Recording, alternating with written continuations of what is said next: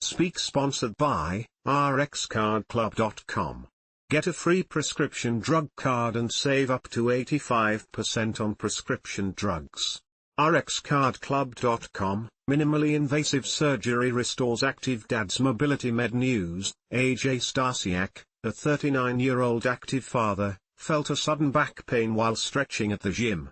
Over time, he experienced stiffening hips and loss of sensation and muscle mass in his leg.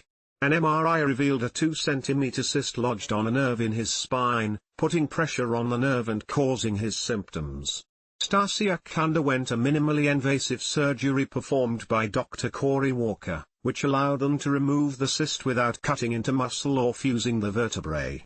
After an 8-week recovery period focused on restoring mobility and strength, Starsiak made a full recovery and was able to return to playing sports and lifting weights. The experience changed Starsiak's mindset, making him realize that health is the most important thing and that success means nothing if you're not healthy. rxcardclub.com.